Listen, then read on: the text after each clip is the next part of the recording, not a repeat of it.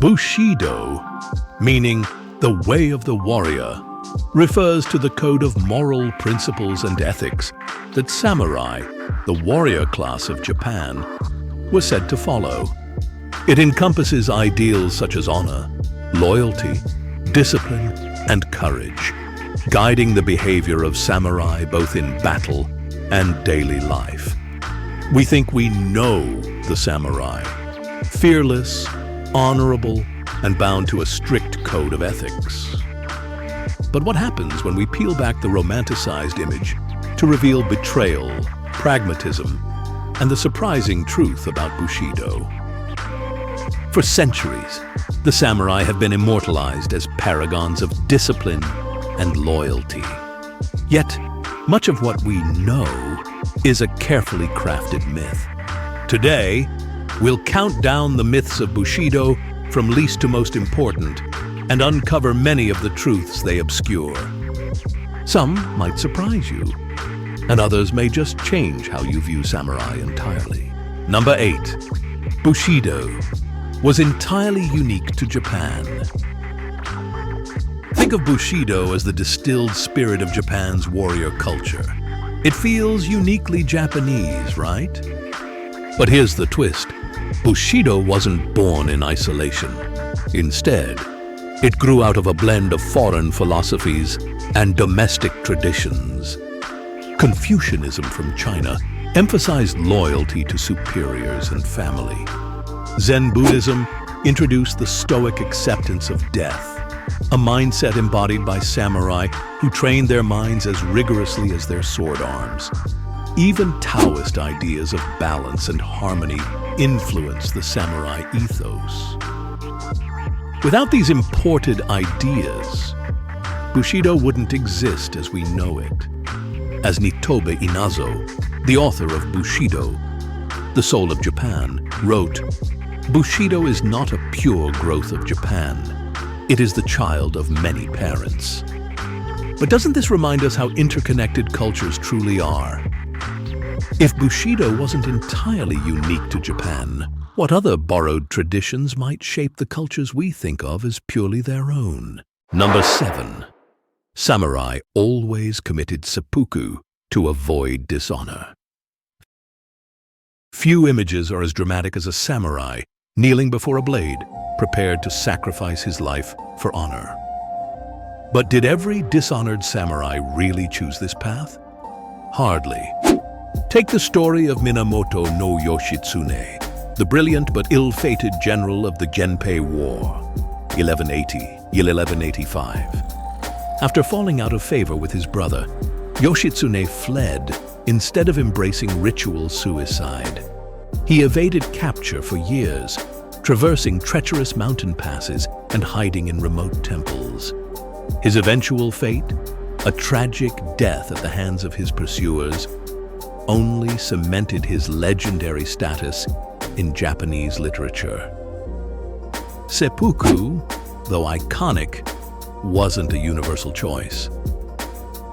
During the Edo period, 1603 to 1868, disgraced samurai were often commanded to commit seppuku not out of personal honor, but to fulfill political expectations.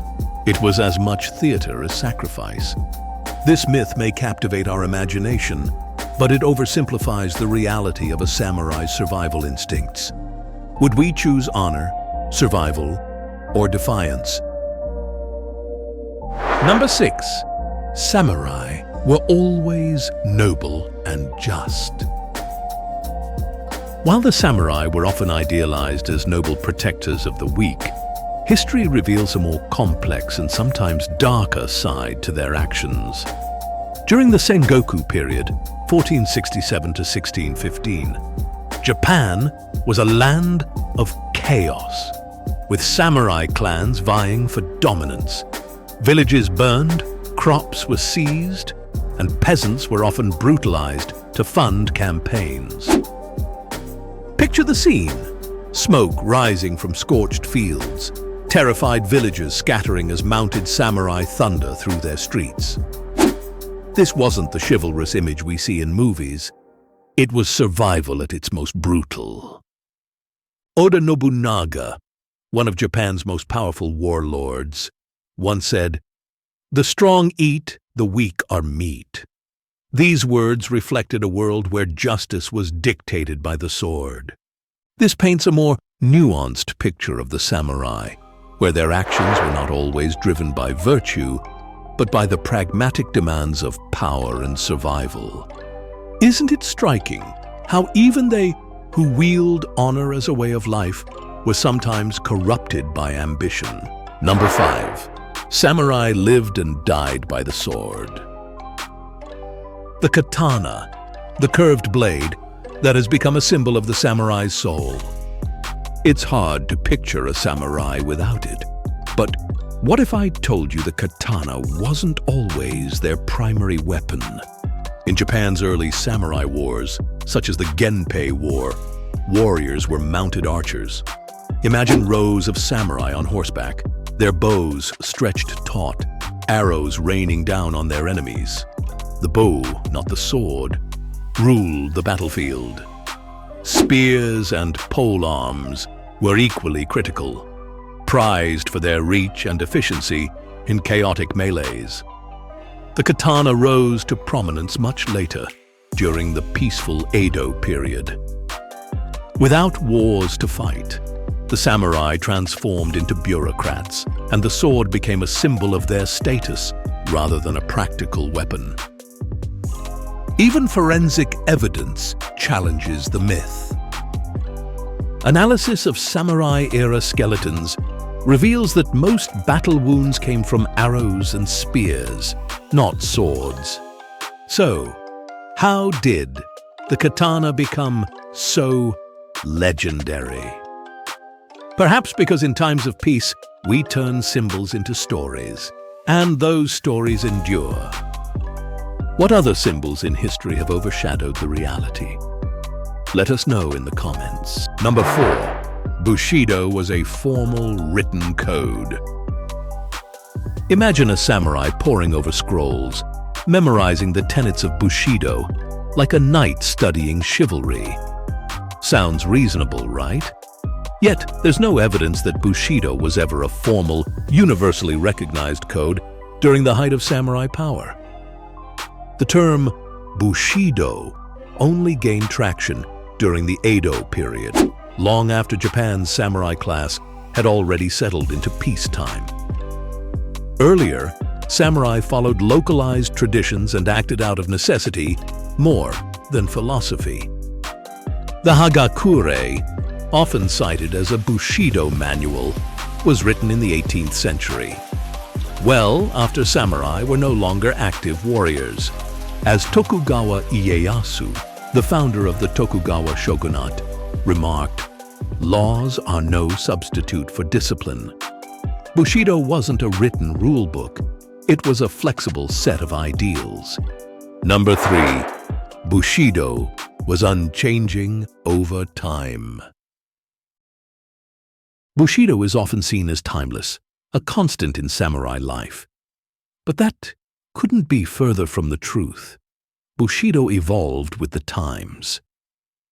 During the Kamakura period, 1185 to 1333, Bushido emphasized martial skill and loyalty in a world of constant conflict.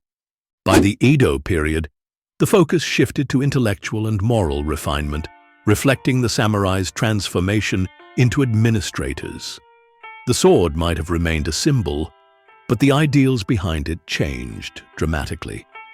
This adaptability is what allowed Bushido to endure. It's a lesson in resilience.